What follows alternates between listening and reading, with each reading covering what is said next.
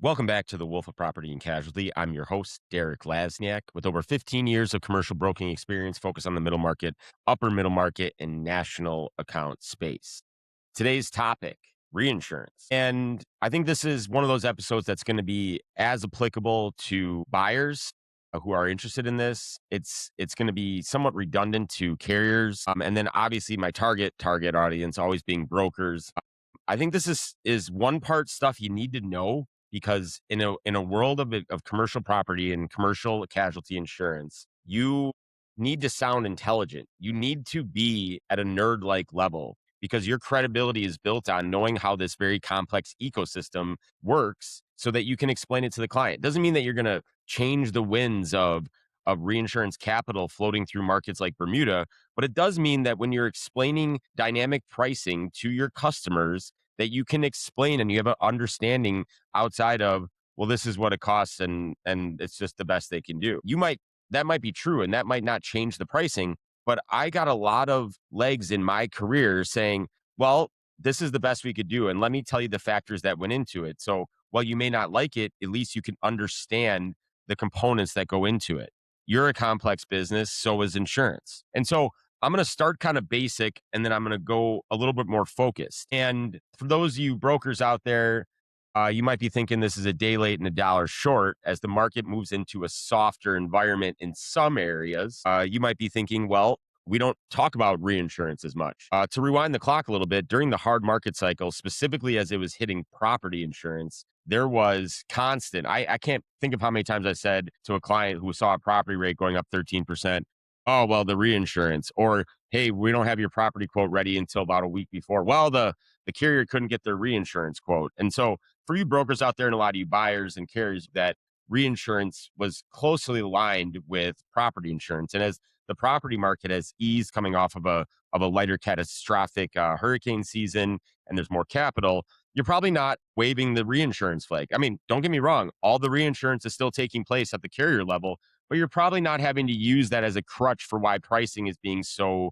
dynamic as the prices have gone down. You're probably just everyone's breathing a sigh of relief. But that doesn't mean that reinsurance went away, and it certainly doesn't mean that there's not pockets in the market where reinsurance, as we think about it, is not present, and specifically in the casualty lines. So there's really two types of reinsurance that takes place, whether it's property or casualty types of risks. And I'm going to focus on the second one a lot more and go into some depth, but they are called facultative reinsurance. That's a term that you should absolutely know because it makes you sound smart. And then treaty reinsurance. So let's talk about the treaty reinsurance first. Every middle market insurance carrier, every insurance carrier in the property and casualty space is going to have some form of treaty reinsurance that they deploy. Now, a treaty is something that the corporation, so let's use Travelers because I think about them all the time. Travelers has specific treaties available, and that treaty could be assigned to Charter Oaks, Travelers National Indemnity, or it could be blanketed across the entire segment or organization. But it's a treaty, let's just say for middle market, that they have set up with the likes of one or multiple insurance carriers. And when we talk about the insurance carriers for reinsurance, I want to be clear. It's not necessarily the names that you think about all the time. These are going to be Munich Re, the oldest and most known, Everest Re, Ren Re, Score out of France, Swiss Re, Hanover Re. These are big companies that predominantly are divisions that are dedicated to putting capital into these reinsurance arrangements, either on a facultative or on a treaty-like level. And then you have the entire London market that also participates in this in a somewhat different way, but to produce the same result. Same with the Bermuda insurance market. And I won't go into this too deep, but those markets are getting institutional capital. The same money that the hedge funds are going after in New York City is the same money that is backing these reinsurance providers. You know, the type of institutional or pension funds, they don't want to get involved with buying and insuring, specific individual risks necessarily, but they will plump a bunch of capital to say, I'm going to bet on a good return when the hurricane season's not good. So anyway, you have these carriers out there with names like Munich Re, Swiss Re. And a treaty works in such that it's going to say, all right, I'm Travelers or I'm Chubb or I'm whoever. And in my middle market, these are the appetite. These are the things that I'm good at or I want to write. And for all of the risks that are very homogenous, typically low risk, So I worked in manufacturing. So I've got a fully protected sprinklered facility. We're doing metal stamping because I'm in Wisconsin. We're doing metal stamping. We're doing non automotive parts, no food grade parts. It's really benign. I'm making a fender that goes to John Deere, and I have a fully sprinklered building, and I'm $100 million company. That is about as vanilla as you get in middle market commercial insurance. And Travelers, for example, and Chubb have written that. They know what they're doing. So Travelers and Chubb goes to the marketplace for the reinsurance treaty and says, of all my risks that look really good, that are in areas with fire protection, that, aren't making really exotic products, for all of those risks, whether they're on the books or I'm exploring a piece of new business, I don't really want to be able to, or I don't want to have to take on the $50 million property limit that comes with that organization because they have a $50 million building. I don't necessarily want to take on all $20 million of the umbrella, but we as brokers and you as customers, you're saying, I look at my renewal proposal, I see Travelers all the way down the line. Well, behind the scenes, Travelers is saying, look, I don't want $20 million of any risk on a single risk, and I don't want $50 million of property risk on any single location. So behind the scenes, a very benign, generic, homogeneous risk that doesn't have any nuances due to size or exposure, it's going to fall into the treaty. And so then Traveler says, I have this treaty, and that treaty can attach at certain levels based on my comfort level and based on the profitability. When Travelers reinsurances or Chubb reinsures part of that risk, they're paying a premium, just like you pay a premium buyer. They're paying a premium. And so they're going to make less money when there is no loss. And they're trading that premium in exchange for, if there's a $50 million fire, they don't eat the whole 50 million. That doesn't mean that everything that goes into the treaty is going to attach at the same point. They're going to look at that in-house and decide how much to cede to that treaty. And so they develop with Munich Re and Swiss Re or 3 or 4 or single carrier. Here's our treaty. We got $30 million of capacity, and we might have a separate treaty for property umbrella. We have $30 million capacity, and the attachment point for our treaty is, 1 million or 5 million or 10 million. And so we can, without going to the underwriter at the reinsurance company, we can throw anything that fits inside of this box on an agreed basis into that. We don't need an authority. We can do that in-house. We can offer it knowing that we can put it in there. And then there's some way of an audit and, a true up of premium based on the volume that's in that reinsurance. So if I'm thinking about it very generically, an underwriter says, I'm going to cede 40 of the 50 million in property values, and I'm going to cede 15 of the $20 million umbrella. I'm going to put it in my 2 treaties. I know that the rate of the treaty is this, no matter what, as long as it qualifies. I build that into my pricing, deliver it to the retail broker who delivers it to the customer, and away we go. I put it on the list, and maybe somebody looks at it every month and they true up how much premium is owed under the treaty. So these are what's getting used on 99% of the deals out there, where it's very benign, very generic type accounts. And one of the things that I would recommend for brokers, and it's going to help you in terms of understanding your marketplace. And again, a lot of what I'm talking about for brokers out there, we're in a world where you got to know what you're talking about. So whether or not this is going to really play with your customer, you need to know this, because having a knowledge of how the insurance marketplace works is going to make you better, faster, stronger. And more importantly, perception is reality. If you don't know this shit, and I do, who is going to sound smarter sitting in a room at an RFP? So things I would want to know from my insurance carriers. It's easy to say, what's their appetite? And you know what? Appetite and the reinsurance treaties for insurance carriers are probably closely aligned. They are. What's in appetite is going to be what's within the treaty, because the best pricing is going to be a carrier who either can take on all the risks because they love it so much themselves, or it's going to go into the treaty reinsurance bucket. So when you're talking to your carriers, don't just say, what do you like? What have you been writing? Send me the sell sheet. Ask them, hey, what's in appetite? Tell me a little bit about your treaty. Are there certain industries that get kicked out? A big one that we ran into that I saw a lot is protection class. I just did an episode on COPE information, and we talked about protection class. I know there's a lot of carriers out there that say anything above a protection class 5 is automatically out of our treaty. That doesn't mean they can't write it. Let's say it's a $2 million building, part of a bigger schedule, and it's a protection class 7. Maybe that carrier will say, look, 2 million's enough. I'll keep that risk in-house because I don't want to put it into my reinsurance treaty because it doesn't fit the box. So what are the kickouts? Protection class. On the casualty side, a great example of things that are inside and outside of the treaty. if you have a company that isn't in the business of trucking, but they're a distributor, you'll oftentimes get asked the question, what's the radius of operations? Do they go more than 250 miles? Again, you're going to consider that appetite, and it is one and the same thing, but more often than not, behind the scenes, that's a treaty on their commercial auto that says we don't want anything with that goes outside of 250 miles. Same with GL codes. When it comes down to products liability, there are certain GL codes that maybe are inside the treaty and outside of the treaty.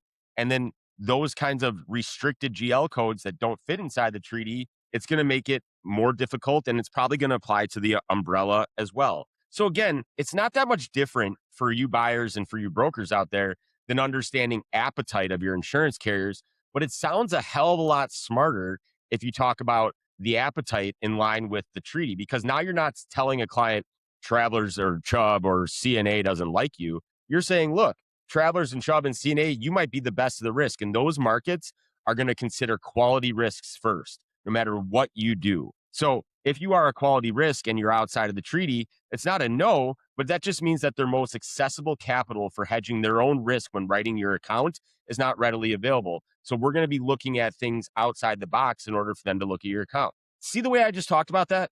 That's incredibly intelligent, in my opinion, versus, no, they don't like that class of risk. So let's transition now to facultative reinsurance.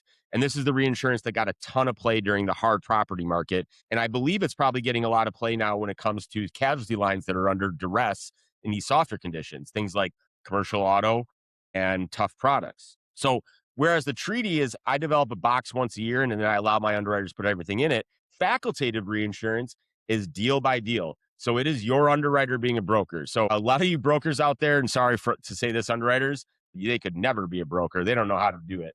And underwriters, I'm sure, get together at happy hour and say, brokers are scum and they could never do our job because they can't sit still for 2 minutes.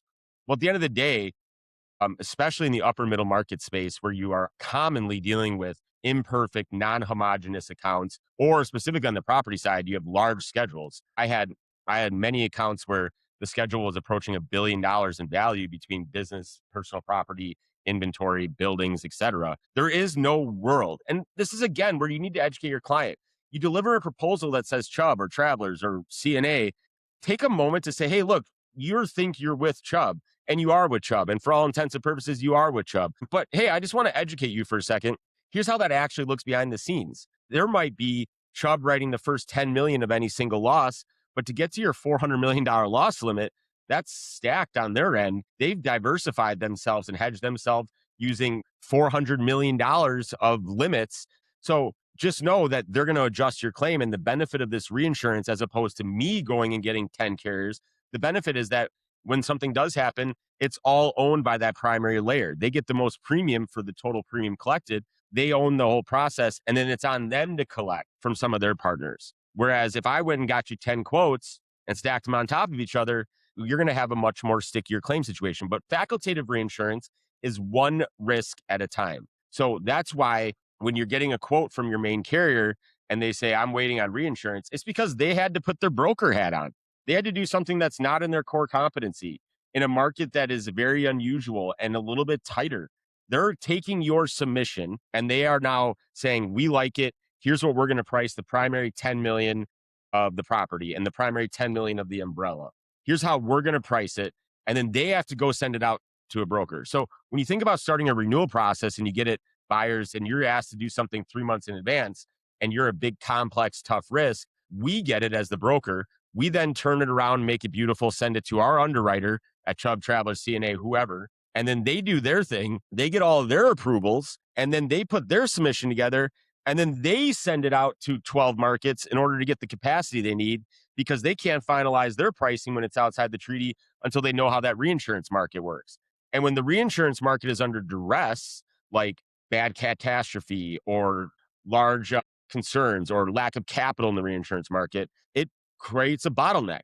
And we would love to give quotes to our clients 2 months in advance, but that marketplace thinks that 2 weeks is sometimes a huge benefit. So what can you do to make sure if you're working in this facultative space, make sure that things go well? Well, quality of submission. I've talked about stories. I've talked about putting together, there's an episode on putting together almost like a marketing or sales presentation on your client to give to your retail underwriter That kind of stuff gets passed through. If your cope information just did an episode that looks like shit and it's got a bunch of holes missing in it on big complex deals, that information is not you calling the underwriter, hey, we're friends, I'll get you on the next one. You're putting them in a bad position because an incomplete submission to them that you might be able to talk your way out of is an incomplete submission that they have to figure out with Hanover Re. So it's not just about the one on one at the primary level. And if you think about it, the representation of your submission to the primary underwriter not only affects your primary pricing, but the quality of that submission. You don't think an underwriter at Gen Re also cares about how it looks, how it feels, the message you have to tell about losses, why the sprinkler system is going to be updated the next year. So think about that on larger deals. And again, some of that stuff you do it once and it's easier to keep it up and keep it going.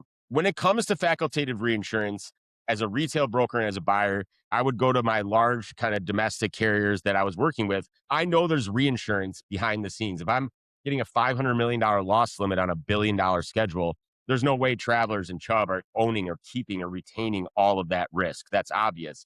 But when I would say, hey, why don't you tell me, can I see your market table? What did Munich Re say about this? What did Swiss Re say about this? Much like I wouldn't give them a market table directly, or I wouldn't filter the answers that an underwriter gave me for an account they declined directly to my client, they're a little tight knit. And the reason is because that's their job. They take the response from their reinsurance market and they factor that into your pricing. So things I would ask for that I never usually got, it might be just the way that business works is, are you marking up your reinsurance? Are you able to put together that $500 million loss limit, but you got a really good premium from the reinsurance market? And in theory, you should drop your overall combined rate, but you don't because you can absorb some more profit. What does it look like? How many reinsurance providers do you have? Are you able to use any combination of treaty or otherwise? Again, that's not stuff that makes a difference at the retail level, but just understanding the factors at play can put you in a stronger position when you talk with underwriters, make you sound more intelligent with underwriters, especially on larger deals or more complex deals. And it can give you a better understanding when you're delivering increases,